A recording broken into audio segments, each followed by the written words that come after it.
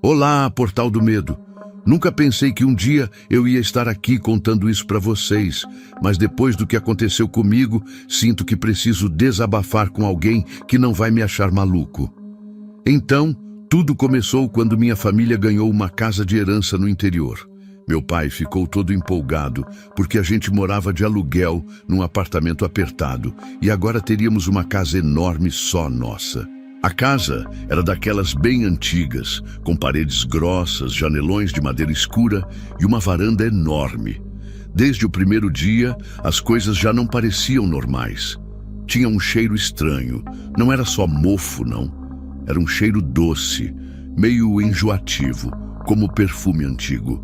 O mais assustador foi quando minha irmãzinha, que tem só 6 anos, começou a conversar com o que ela chamava de amiga nova. A gente nem ligou no começo. Criança dessa idade sempre tem amigo imaginário, né? Só que daí ela começou a falar umas coisas bem estranhas. Coisas sobre a casa que ninguém tinha contado para ela. Detalhes da época da guerra, sobre um filho que nunca voltou, sobre um esconderijo secreto atrás da despensa.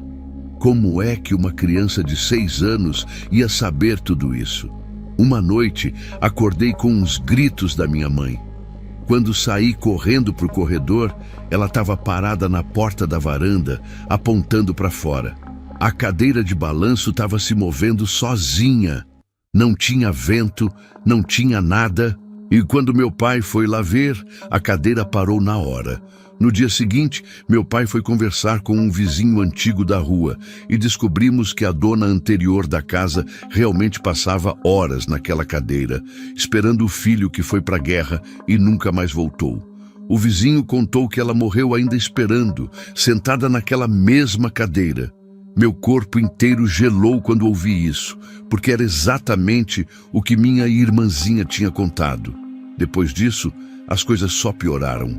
Passos no corredor durante a noite, portas que se abriam sozinhas, objetos que mudavam de lugar. Uma vez eu estava lavando louça e todos os copos na prateleira começaram a tremer ao mesmo tempo, como se tivesse tendo um terremoto só ali. E minha irmã ficava cada vez mais estranha. Às vezes, eu pegava ela sentada na varanda, balançando naquela cadeira, olhando fixamente para a estrada.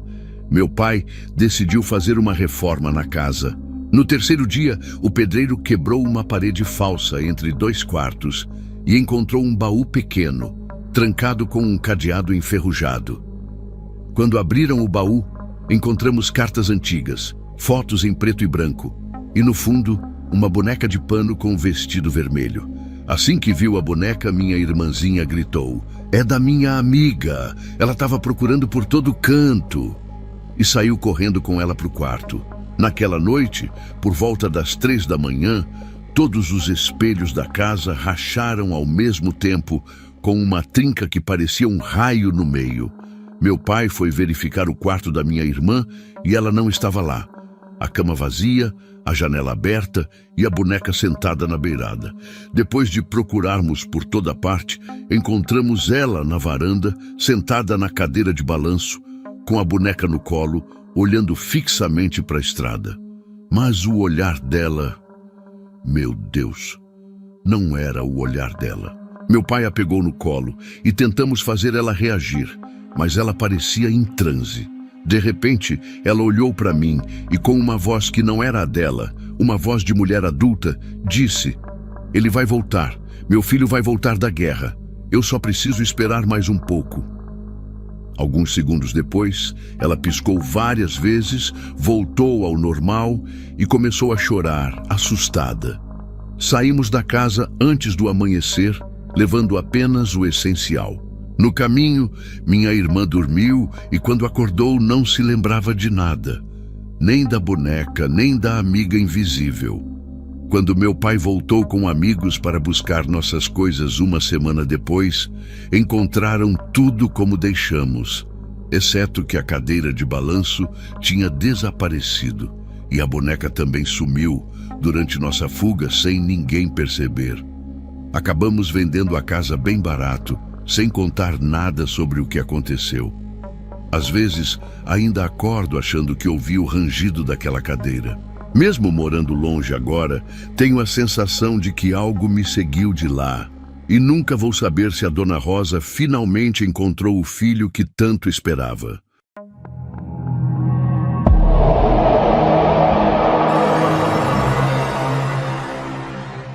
Eu nunca imaginei que ia passar por algo assim na minha vida. A gente tinha acabado de se mudar para Recife, eu, minha esposa e nossa filha de 7 anos. O apartamento era perfeito, sabe? Preço bom, perto do trabalho da minha esposa, escola da pequena ali do lado. Nos primeiros dias foi aquela correria de mudança, caixas para todo lado, móveis para montar. Tava todo mundo cansado, mas feliz com a casa nova. Aí veio a primeira noite que dormimos lá de verdade, com tudo mais ou menos arrumado. Devia ser umas 3 da manhã quando escutei um grito que gelou meu sangue. Era a minha filha. Corri para o quarto dela, tropeçando nos últimos restos de mudança, e encontrei ela sentada na cama, tremendo, apontando para o corredor. "Tem uma menina ali, pai! Tem uma menina ali com o rosto todo queimado." Olhei para o corredor e não tinha nada, claro. Tentei acalmar ela, falei que era só um pesadelo, que mudança sempre mexe com a cabeça da gente. Mas ela insistia tanto que fiquei com ela até que dormisse de novo. No outro dia, ela não comentou nada, parecia ter esquecido. Pensei, ufa, foi só um pesadelo mesmo. Mas na noite seguinte aconteceu de novo. E na outra, e na outra. Sempre a mesma história. Uma menina no corredor, com o rosto todo queimado, parada na frente da porta do quarto dela. A gente tentou de tudo. Deixar luz acesa, colocar a cama dela no nosso quarto por uns dias, até levar num psicólogo infantil que disse que era normal crianças terem medo em casas novas. Por um tempo a gente acreditou que era coisa da cabeça dela mesmo. Sabe como é criança, né? Tem uma imaginação que a gente nem entende direito. Mas aí começou a parte que me dá calafrio só de lembrar. Minha filha acordou um dia com uma marca estranha no braço, tipo uma queimadura pequena e redonda. A gente perguntou na escola, perguntou para ela, mas ninguém sabia explicar. Depois apareceu outra no ombro e mais uma na perna. Todas pareciam queimaduras de cigarro, perfeitamente redondas. Levamos ela em vários médicos. E o último deles nos chamou numa sala separada, com uma cara muito séria. Os senhores sabem que isso é típico de abuso, não é? Essas marcas não aparecem sozinhas. Foi como se o chão tivesse aberto debaixo dos meus pés. Ele não estava nos acusando diretamente, mas deu a entender que ia precisar reportar o caso. A gente saiu dali destruído, com medo de perder nossa filha, sem entender o que estava acontecendo de verdade. Foi minha esposa que teve a ideia de filmar com o celular. Se não somos nós, vamos descobrir o que está acontecendo. A gente começou a gravar tudo naquela mesma semana. Deixava os celulares carregando a noite toda, um filmando o quarto dela, outro filmando o corredor. Também deixava o meu gravando na sala. Minha esposa até comprou um celular velho só para ter mais um ponto de filmagem. Os primeiros dias não mostraram nada. Só a nossa filha dormindo normal, a gente andando pela casa de madrugada para pegar água. Achei até que talvez fosse coisa da nossa cabeça mesmo, mas na 4ª noite aconteceu. Acordei com aquela sensação estranha, sabe? Como se alguém tivesse me cutucado, mas não tinha ninguém no quarto além da minha esposa dormindo. Levantei e peguei o celular para ver se tinha gravado alguma coisa e quase deixei o aparelho cair no chão. Nossa filha estava sentada na cama, olhando fixamente para a porta, como se conversasse com alguém. De repente, ela se levantou. Mas não foi normal. Parecia que alguém tinha puxado ela para cima, como se estivesse sendo erguida pelos braços. Depois ela começou a andar em direção à porta. Ou melhor, parecia ser arrastada. Os pés dela mal tocavam o chão. Acordei minha esposa na hora e mostrei o celular. Quando olhamos para a gravação do corredor, não dava para ver nada puxando ela, mas nossa filha se movia como se estivesse sendo levada por alguém. A gente correu para o quarto dela e quando chegamos, ela estava no meio do corredor, parada, com os olhos vidrados. Chamamos por ela, mas parecia não escutar. Quando finalmente conseguimos fazer ela voltar para a cama, perguntamos o que tinha acontecido. A menina queria me mostrar onde aconteceu. Foi só o que ela disse antes de voltar a dormir, como se nada tivesse acontecido. No dia seguinte, ela não lembrava de nada. Mas a gravação estava lá, não tinha como negar. Minha esposa passou o dia todo chorando e eu não sabia mais o que fazer. Acabei faltando ao trabalho e fiquei revisando os vídeos da noite. Foi quando vi algo que tinha passado despercebido. Na gravação do quarto, por volta das 3h15 da manhã, dava para ver uma sombra escura parada ao lado da cama da minha filha. Não era nítido, mas tinha claramente o formato de uma criança pequena. A sombra ficou ali por alguns segundos e depois se inclinou sobre minha filha, como se estivesse sussurrando algo no ouvido dela. Foi nesse momento que ela acordou e se sentou na cama. Mostrei para minha esposa e decidimos que precisávamos fazer algo. O medo já tinha tomado conta da gente, sabe? Era aquele terror gelado que começa na barriga e vai subindo até você não conseguir mais pensar direito. Resolvemos perguntar para alguns vizinhos se eles sabiam de alguma coisa estranha sobre o apartamento. A maioria morava ali há pouco tempo e não sabia de nada. Mas tinha uma senhora no fim do corredor, bem velhinha, que morava no prédio desde que foi construído. No começo ela ficou meio desconfiada quando tocamos na campainha perguntando sobre o histórico do nosso apartamento. Mas aí minha esposa, desesperada, mostrou as marcas de queimadura na nossa filha e os vídeos no celular. A expressão no rosto da senhora mudou na hora. Ela nos convidou para entrar e sentou com a gente na sala dela.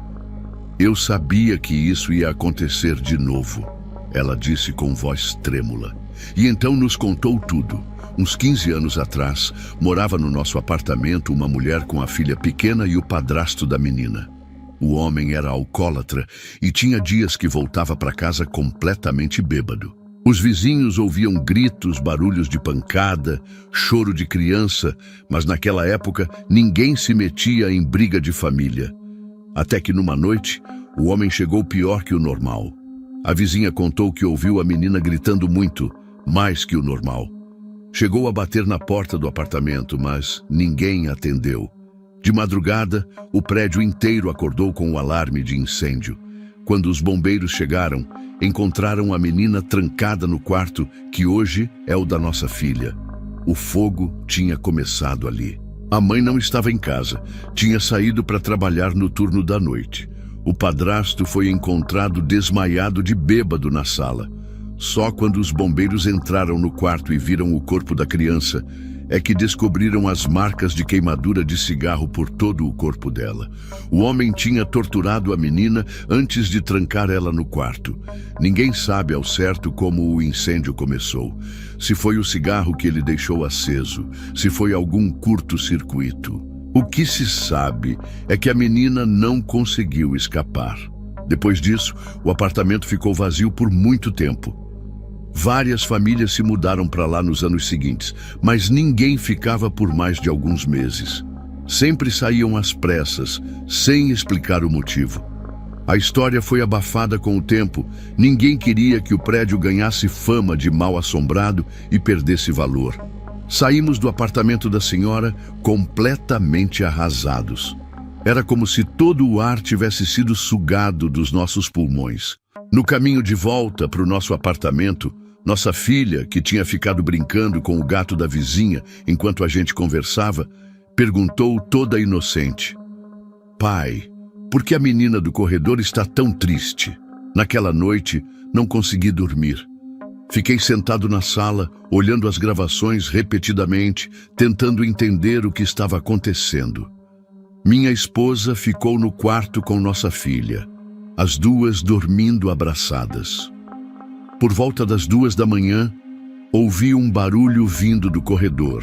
Um som de passos leves, como se alguém bem pequeno estivesse andando descalço pelo apartamento. Congelei no sofá, sem coragem de me mexer. Meu coração batia tão forte que parecia que ia sair pela boca. Os passos foram ficando mais próximos até que pararam bem atrás de mim. Senti um frio tão intenso nas minhas costas que parecia que tinham aberto a porta da geladeira ali. Juntei toda a coragem que tinha e me virei devagar. Não tinha ninguém visível, mas o frio continuava lá, concentrado num único ponto. Foi quando vi, pela primeira vez, uma marca aparecendo no meu próprio braço. Uma queimadura pequena, perfeitamente redonda, que surgiu do nada, como se alguém tivesse pressionado um cigarro aceso contra minha pele. A dor veio segundos depois, aguda, insuportável. Gritei e corri para o quarto, acordando minha esposa. Quando mostrei meu braço para ela, as lágrimas escorreram pelo rosto dela. "Precisamos sair daqui agora", ela disse. Mas alguma coisa em mim sabia que não era tão simples assim, que não adiantava só fugir. Na manhã seguinte, decidimos procurar ajuda. Minha esposa tinha uma prima que frequentava uma igreja evangélica e conhecia um pastor que já tinha lidado com casos parecidos. Ele veio no mesmo dia, um homem de meia idade, com olhos gentis mas firmes, que transmitiam uma confiança que há muito tempo não sentíamos. Ele pediu para ficar um tempo sozinho com nossa filha, conversando.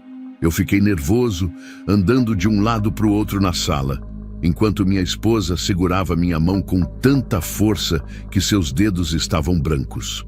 Depois de uns 20 minutos, o pastor nos chamou e disse que precisava orar em todo o apartamento, principalmente no quarto onde a menina tinha morrido. Durante a oração, as luzes começaram a piscar. Objetos caíram das prateleiras sem ninguém tocar. O pastor continuou, sem demonstrar medo, lendo a Bíblia em voz alta, orando com fervor em todos os cantos do apartamento. Em determinado momento, nossa filha, que estava quietinha do nosso lado, começou a gritar e chorar, apontando para o canto do quarto dela. "Ela está ali, ela está queimando." O pastor se aproximou do local que nossa filha apontava e ficou falando baixinho, como se conversasse com alguém que só ele podia ver. O ar ficou tão pesado que era difícil respirar. As janelas se abriram e fecharam com força, sozinhas. O vento parecia soprar dentro do apartamento, mesmo com tudo fechado. E então, de repente, tudo parou. Um silêncio completo tomou conta do lugar. O pastor se virou para a gente, enxugando o suor da testa, e disse: "Está feito. Acho que ela encontrou paz." Depois que o pastor foi embora, nossa filha parecia mais calma, mais leve. Quando perguntamos o que tinha acontecido, ela nos contou algo que fez meu coração apertar. A menina só queria alguém para sentir a dor dela. Ela estava sozinha por muito tempo. Ninguém acreditou nela quando ela pediu ajuda. O pastor falou que ela pode descansar agora. Naquela noite, deixamos os celulares filmando de novo. Mas pela primeira vez em semanas, nossa filha dormiu a noite toda sem pesadelos, sem ser arrastada pelo corredor. No dia seguinte, quando verificamos as gravações, tinha algo diferente.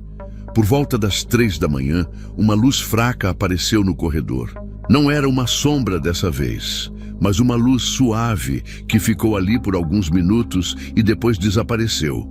Não sei explicar, mas de alguma forma aquilo parecia uma despedida. Era como se um peso tivesse sido tirado, não só da casa, mas de dentro da gente também. As marcas de queimadura na pele da nossa filha foram sumindo aos poucos nos dias seguintes. A última a desaparecer foi a do meu braço, deixando apenas uma cicatriz bem pequena que tenho até hoje, como uma lembrança de que tudo aquilo realmente aconteceu. A gente até tentou continuar morando no apartamento. Afinal, o pastor tinha dito que estava tudo resolvido, que o espírito da menina tinha encontrado paz. Por 2 semanas não aconteceu mais nada estranho. Nenhuma aparição, nenhuma marca nova, nenhum pesadelo. mas eu não conseguia mais dormir direito naquele lugar. Toda vez que passava pelo corredor, lembrava daquela história horrível. Imaginava aquela criança trancada, gritando por ajuda enquanto o fogo se espalhava. O cheiro de fumaça parecia ter ficado impregnado nas minhas narinas, mesmo não existindo fogo nenhum ali há anos. Minha esposa também não se sentia bem. Ela acordava no meio da noite achando que tinha ouvido uma criança chorando. E nossa filha, mesmo não tendo mais pesadelos, às vezes parava no meio da brincadeira e ficava olhando fixamente para o corredor, como se ainda visse alguma coisa que a gente não conseguia enxergar. Um dia, ela nos perguntou: "A menina não está mais aqui, né?" Quando confirmamos que não, que ela tinha ido embora, nossa filha ficou pensativa e disse algo que me arrepia até hoje. "Mas às vezes eu ainda sinto ela. Não aqui dentro de casa, mas dentro de mim, sabe? Como se um pedacinho dela tivesse ficado comigo. Foi nesse dia que decidimos que não dava mais para ficar ali. Algumas coisas não tem como explicar e algumas marcas não desaparecem, mesmo quando você não pode mais vê-las. A gente se mudou na semana seguinte. Deixamos muita coisa para trás, principalmente os móveis do quarto da nossa filha. Não conseguíamos mais olhar para aquela cama sem lembrar das filmagens, das sombras se inclinando sobre ela. Encontramos um apartamento menor, em outro bairro, e recomeçamos. Nossa filha entrou em uma escola nova e fez amigos rapidinho. As marcas no corpo dela desapareceram completamente, como se nunca tivessem existido. Só eu ainda carrego aquela cicatriz no braço, como uma lembrança de que nem tudo nesse mundo tem explicação. De vez em quando, nossa filha ainda fala da menina. Pergunta se ela está bem, se encontrou a mãe dela. A gente diz que sim, que agora ela está em paz. Mas tem noites que ainda acordo assustado, achando que ouvi passos leves no corredor. E quando olho para o lado, vejo minha esposa também acordada, com os olhos arregalados no escuro, ouvindo a mesma coisa que eu. Nunca mais filmamos nada à noite. Tem coisas que é melhor não saber, sabe? Tem coisas que é melhor deixar no escuro. Depois de tudo que passamos, aprendi que nem sempre é bom procurar explicações. Às vezes, o melhor que a gente pode fazer é aceitar que existem mistérios nesse mundo que vão além do que a gente consegue entender e rezar para nunca mais cruzar com eles pela frente. Tá gostando das histórias? Então não se esqueça de deixar o like e se inscrever no canal. Isso ajuda muito a trazer mais relatos assustadores para você. E agora, prepare-se, porque a próxima história vai te deixar sem dormir.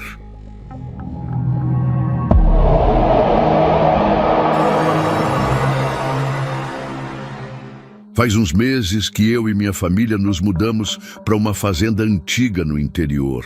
A gente estava cansado da cidade grande, do barulho, da correria, e quando apareceu essa oportunidade de comprar um pedaço de terra com uma casa centenária por um preço que cabia no nosso bolso, nem pensamos duas vezes.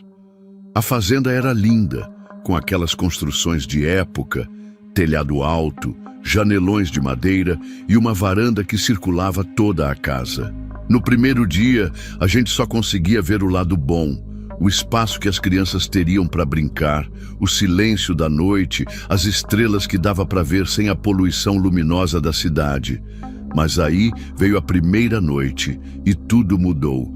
Eu e minha esposa estávamos exaustos da mudança e dormimos quase que imediatamente. Mas por volta da meia-noite, acordei com um barulho estranho. No começo, achei que era coisa da casa antiga mesmo, madeira dilatando, sei lá. Mas depois ficou mais claro. Parecia metal arrastando no chão, tipo correntes. Pensei que podia ser um dos meus filhos fazendo barulho, ou talvez algum animal que tinha entrado. Acordei minha esposa e ela também ouviu. A gente ficou deitado, em silêncio, de olhos arregalados no escuro, ouvindo aquele som sinistro de metal se arrastando pelos corredores da casa, como se alguém acorrentado estivesse andando de um lado para o outro. No dia seguinte, ninguém falou muito sobre o que aconteceu. Acho que a gente estava com medo de dar nome àquilo, sabe? Os meninos comentaram que tinham ouvido barulhos estranhos, mas na cabeça deles era só a casa se ajeitando, como dizia minha avó. Minha esposa sugeriu que podia ser o vento soprando alguma estrutura de metal solta no quintal e eu aceitei essa explicação na hora. A gente continuou arrumando a casa, organizando as coisas, tentando fazer daquele lugar o nosso lar. Mas quando a noite chegou de novo, eu já estava com um frio na barriga. E não é que o barulho voltou. Dessa vez mais forte, mais próximo, como se estivesse no corredor bem na frente do nosso quarto. Meus filhos vieram correndo para o nosso quarto, assustados, dizendo que tinha alguém andando pela casa. Minha esposa começou a ficar realmente preocupada e eu, tentando bancar o corajoso, disse que ia dormir na sala para descobrir o que estava acontecendo. Deve ser algum bicho que está entrando pela chaminé ou por algum buraco no telhado, falei, tentando acalmar todo mundo. Arrumei o sofá com alguns travesseiros e um cobertor, deixei uma lanterna do lado e fiquei lá, esperando. A casa era tão silenciosa que eu conseguia ouvir o tic-tac do relógio antigo na parede e, de vez em quando, o coachar de sapos lá fora. Por volta das 3 da manhã, quando eu já estava quase cochilando, senti um frio repentino. Não era um frio normal. Era como se alguém tivesse aberto a porta de uma geladeira gigante bem na minha cara. Meus pelos do braço se arrepiaram todos e meu coração disparou. Foi aí que eu vi. Juro por tudo que é mais sagrado que não estava sonhando nem imaginando coisas. Do outro lado da sala, uma forma começou a aparecer, como se estivesse saindo da parede. Era a silhueta de um homem negro, forte, mas com as costas curvadas. Quando a figura ficou mais nítida, quase soltei um grito, mas minha voz simplesmente sumiu. O homem tinha marcas horríveis nas costas, cicatrizes profundas que só podiam ser resultado de chicotadas. E nos pulsos carregava pedaços de correntes enferrujadas que arrastavam no chão. Exatamente o barulho que a gente vinha escutando. Fiquei paralisado, sem conseguir me mexer, enquanto ele atravessava lentamente a sala. Seus pés nem pareciam tocar o chão. Seus olhos... aqueles olhos me encaravam com uma tristeza tão profunda que senti meu peito apertar. Ele parou bem na minha frente, olhou para baixo, apontando para o chão com o dedo e depois simplesmente sumiu. Não desapareceu aos poucos, mas num piscar de olhos. O frio também foi embora na mesma hora, mas eu continuei tremendo, suando frio, com o coração disparado. Fiquei sentado ali no sofá até o sol nascer, sem coragem de me mexer, tentando entender o que tinha acontecido. No café da manhã, contei para minha família o que tinha visto. Minha esposa ficou pálida e os meninos assustados, mas não duvidaram de mim nem por um segundo. A gente decidiu dar uma pesquisada na história da fazenda, e foi aí que as coisas começaram a fazer mais sentido. Um vizinho mais antigo contou que aquela propriedade tinha sido uma das maiores fazendas de café da região no século XIX e que funcionava à base de trabalho escravo. Segundo ele, o antigo dono era conhecido por ser extremamente cruel com os escravos. Mas o que realmente me deixou arrepiado foi quando ele mencionou que havia rumores de que muitos escravos foram torturados e mortos ali, e seus corpos enterrados em algum lugar da propriedade para esconder os crimes. Depois disso, não consegui tirar da cabeça o gesto daquela aparição, apontando para o chão. Era como se ele estivesse tentando me mostrar algo. Então, tomei uma decisão. Tínhamos planejado construir uma piscina no quintal dos fundos, perto da casa principal, e decidi começar a cavar naquela mesma semana. Chamei 2 ajudantes da cidade, mas não contei nada sobre o que tinha acontecido. Disse só que queria preparar o terreno para a piscina o quanto antes para fazer uma surpresa para as crianças. No 3º dia de escavação, quando já tínhamos cavado mais ou menos 1,5 metros, a pá de um dos ajudantes bateu em algo duro.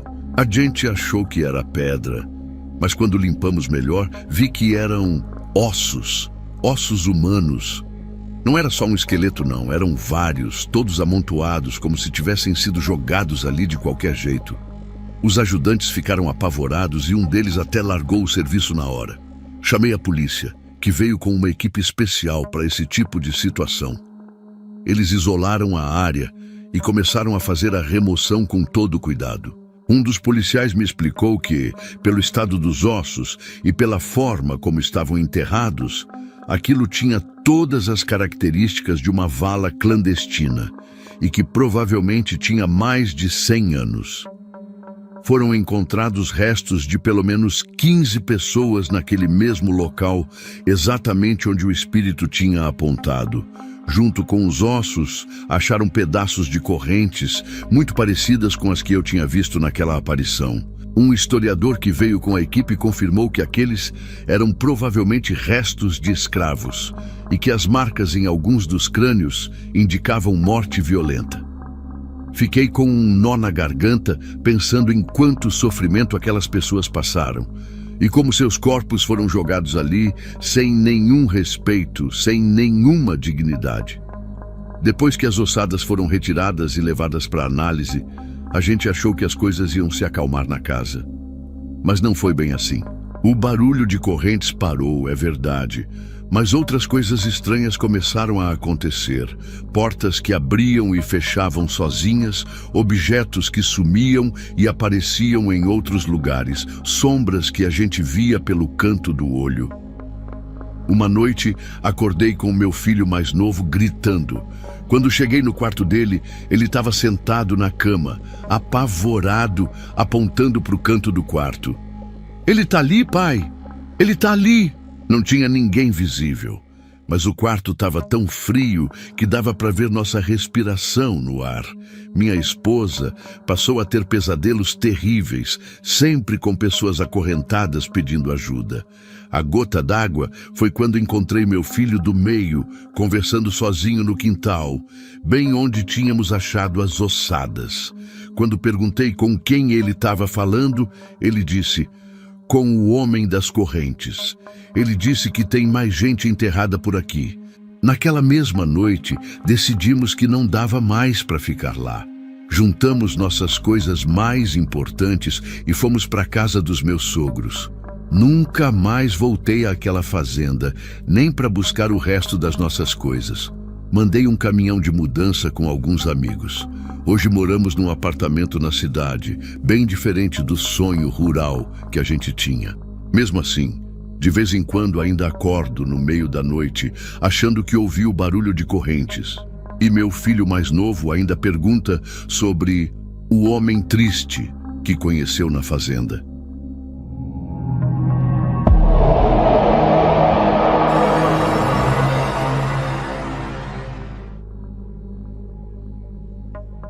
Fiquei gelado quando vi o noticiário falando daquela casa antiga em Belém.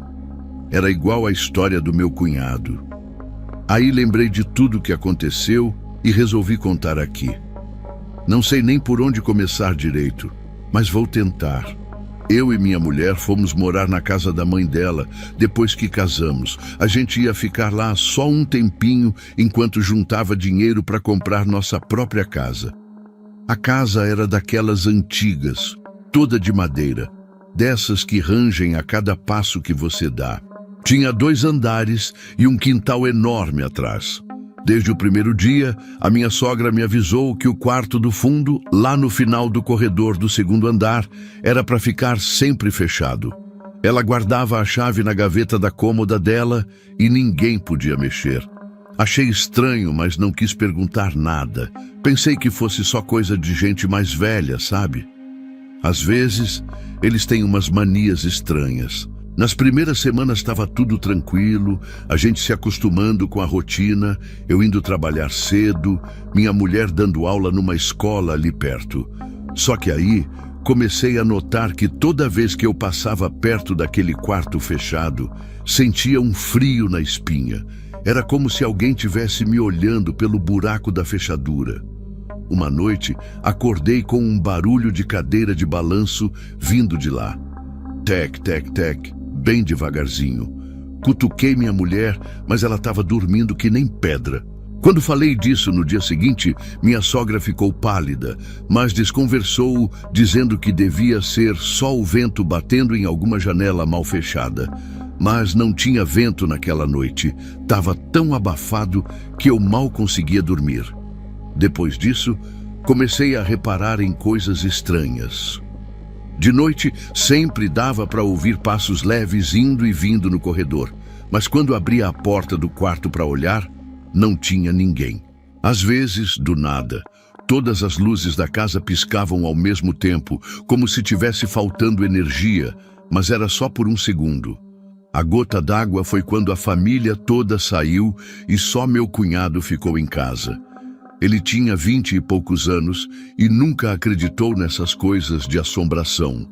Falava que era coisa da nossa cabeça. Aproveitou que estava sozinho e foi na gaveta da mãe dele, pegou a chave escondida e abriu o tal quarto. Quando voltamos no fim do dia, encontramos ele sentado na escada, branco que nem papel, tremendo dos pés à cabeça. Ele não conseguia nem falar direito.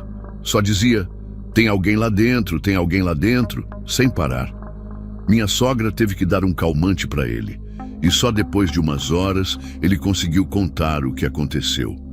Ele disse que quando abriu a porta, o quarto estava normal, um pouco empoeirado, com móveis antigos cobertos com lençóis. No centro, tinha uma cadeira de balanço de madeira escura virada para a janela. Nas paredes, vários retratos antigos em preto e branco. Ele entrou curioso e começou a olhar os retratos. Eram todos da mesma mulher, em diferentes idades. Nos mais antigos ela parecia jovem e bonita. Nos mais recentes parecia mais velha e com um olhar. Ele disse que era um olhar que dava arrepios, como se ela estivesse olhando diretamente para a alma dele. De repente, a porta do quarto bateu com força, se fechando sozinha. Ele correu para abrir, mas a porta não abria de jeito nenhum, como se alguém estivesse segurando do outro lado. Foi aí que a cadeira de balanço começou a se movimentar sozinha. Devagar no começo, depois cada vez mais rápido. E uma voz de mulher começou a sussurrar no ouvido dele, mesmo não tendo ninguém ali. A voz dizia: "Finalmente você veio me ver. Senti tanta saudade. Agora você vai ficar comigo para sempre." Ele disse que sentiu como se alguém passasse a mão pelo cabelo dele, depois pelo rosto. Um toque gelado que fez ele se arrepiar inteiro. Quando olhou para o espelho do guarda-roupa, viu que não estava sozinho no reflexo. Tinha a figura de uma mulher atrás dele, a mesma dos retratos, só que agora com um rosto deformado, os olhos totalmente pretos, sorrindo de um jeito que não parecia humano. Foi aí que ele gritou e, no susto, a porta se abriu e ele saiu correndo. Minha sogra ficou desesperada quando soube que ele tinha entrado no quarto. Fez a gente prometer que não ia contar para ninguém e chamou um padre aquela mesma noite. O padre veio, benzeu a casa toda e colocou um crucifixo na porta do quarto. Disse pra gente fazer uma novena e que não era para ninguém mais entrar lá. Achei que as coisas iam melhorar depois disso, mas foi aí que realmente começou o pesadelo. Meu cunhado mudou completamente de comportamento. Sempre foi um cara alegre, brincalhão, de repente ficou quieto, calado, passava horas olhando para o nada. E toda noite, lá pelas 3 da manhã, a gente ouvia ele levantar e ir até a porta do quarto trancado. Ficava lá, parado, como se estivesse escutando alguma coisa. Quando perguntávamos o que ele estava fazendo, dizia que não lembrava de ter levantado da cama. Uma noite, minha sogra acordou com o barulho da chave girando na fechadura. Ela tinha guardado a chave em outro lugar, mas de algum jeito meu cunhado achou. Quando ela chegou no corredor, a porta do quarto já estava aberta e ele lá dentro, sentado na cadeira de balanço, olhando pela janela. Mas o mais assustador era que ele estava conversando com alguém. Dava para ouvir só a voz dele, falando baixinho: "Sim, eu entendo. Eu também sinto sua falta. Vou ficar com você." Minha sogra chamou por ele, mas quando ele virou o rosto, meu Deus, nunca vou esquecer do que ela contou. Ela disse que não era mais o filho dela ali. Os olhos dele estavam completamente diferentes, como se outra pessoa estivesse olhando através deles. E a voz que saiu não era a dele, era uma voz fina, de mulher, que disse: "Ele está comigo agora." Depois daquela noite, passamos a trancar meu cunhado no quarto dele. Ele gritava a noite toda, implorando para deixarem ele sair, dizendo que ela estava esperando por ele, que precisava ir até ela. Chamamos um psiquiatra que receitou uns remédios fortes, mas nada parecia adiantar. Em uma semana, ele tinha perdido tanto peso que parecia um esqueleto. Não comia, não dormia, só ficava murmurando coisas sem sentido. O padre voltou, fez orações mais fortes, jogou água benta nele, mas ele só ria com aquela voz estranha. Foi quando decidimos levar ele para o hospital. O médico disse que era um surto psicótico e que ele precisava ficar internado alguns dias para tomar medicação na veia. Achamos que lá ele estaria seguro, longe daquele quarto amaldiçoado. 3 dias depois, recebemos a ligação do hospital. Meu cunhado tinha quebrado a janela do quarto andar, onde estava internado, e se jogado lá de cima. Não teve chance de sobreviver. Quando fomos limpar as coisas dele no hospital, a enfermeira nos entregou um papel todo rabiscado que encontraram no criado mudo.